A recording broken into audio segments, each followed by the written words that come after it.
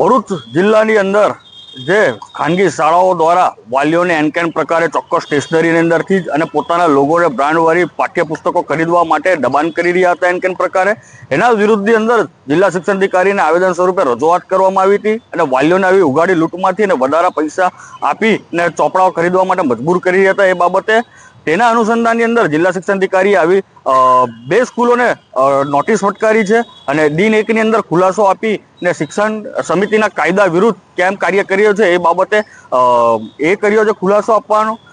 આ જ રીતે જિલ્લા શિક્ષણ અધિકારીના ત્વરિત નિર્ણય અને જે ઉગાડી લૂંટથી વાલીઓને બચાવવા માટે જે કાર્ય કર્યું છે એ બાબતે અમે ખરેખર એમને આભારી છીએ અને આવી રીતે વિદ્યાર્થીઓને સુરક્ષિત, સચોટ અને સ્પષ્ટ શિક્ષણ મળી રહે એ જ આશા. शर्मिला दास, एडमिनिस्ट्रेटर SMCP संस्कार Vidya Bhavan.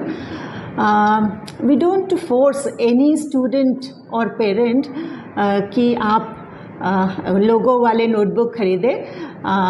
If they are convenient with regular lined notebook, हम उसको एक्सेप्ट करते हैं. ज़रूरी नहीं है कि आप लोगो वाला नोटबुक ही खरीदें.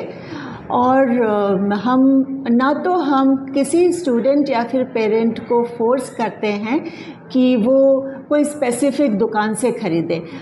जो भी उनका कन्वीनियंट शॉप है, they can always purchase the notebooks from there. Students and parents का कन्वीनियंस हमारा प्रायोरिटी है. हमेशा हम उनके कन्वीनियंस को ध्यान में रखते हैं. और थैंक यू.